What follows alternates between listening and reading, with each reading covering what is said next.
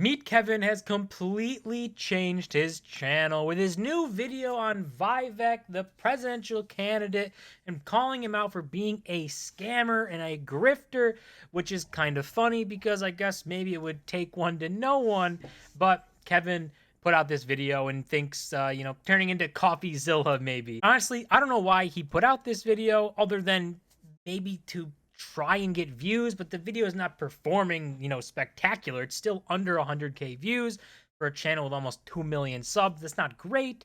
And it just doesn't seem like people are too interested in it. Doesn't seem like his audience would be interested in that, which makes sense because he talks about stocks and investing and what stocks to pick to become a millionaire overnight. And it's this video doesn't have anything to do with that. But he posted this on Twitter. He posted the video on Twitter too itself to force a response from him. And then he said that a lot of people support you and it would show good faith to respond to these historical findings. I'm open to an interview streamed on YouTube, X, or in person. Either way, responding would give people more truth, which you say you run your campaign on. So this might give us the answer as to why he's posting this video and going after scammers and grifters, or at least in one video, right? Is that he just wants this guy to simply be on his channel. His channel isn't doing spectacular view-wise, and this might actually, bring in a spark. I think this guy's a pretty popular candidate. He has a lot of people that follow and support him. I don't really know. I don't follow politics. I don't care about politics. It's all worthless for both sides. But I think that this would be Kevin's attempt to try and drag someone onto his channel and get some views. Now, would this attempt work? And would someone actually give him the time of day just for calling them a scammer? I don't know. I mean, I don't think that's the greatest approach. But they did end up responding. This is what they said about Kevin. Said they exposed the Democrat real meat Kevin. That he's being sued for $1 billion. It's the FTX lawsuit thing. Paid to pump up FTX before its collapse. People lost their life savings. Paid to promote a guy charged with 8 federal counts of defrauding customers. That's SBF stuff. Same company, mega Democrat donor from SBF. Paid to tell people to invest with SBF, who then donated the $70 million, mostly to Democrats, which is kind of untrue because he donated to both sides. Kevin is a failed Democrat candidate, mortified about being sued, and looks like someone beat him to the punch for the $1 billion suit. So this was all the points that they were making against Kevin, and obviously Meet Kevin put out an entire video trying to milk those views and responding to this.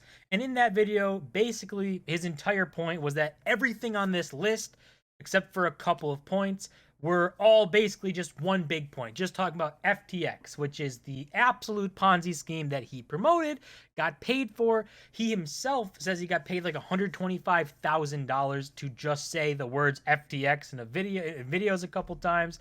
And now here we are. Obviously, it comes back to haunt you when you take money to promote something that turns out to be one of the biggest scams in history. And to Kevin's credit, I don't think that he's like backing down and saying that this is a great decision. He says that he shouldn't have done it, but it's very easy to say you shouldn't have done something when you still have the money, right? So apparently he's going to donate the money to people who got wrecked in FTX or start a charity or something. We've been hearing that for a long time.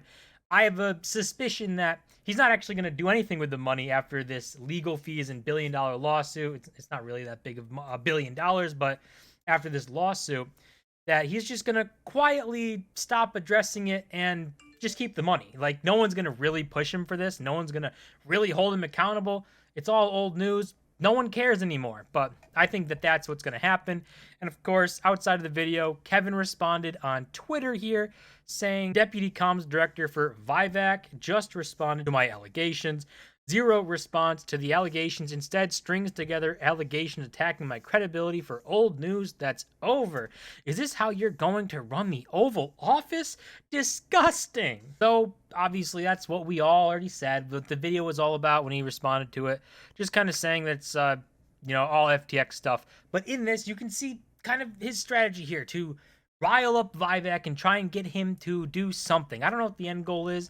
Seems like the end goal is to have him on his channel to get views, milk his name, milk some views, get some of that ad rev. That plane's not going to pay for itself after all.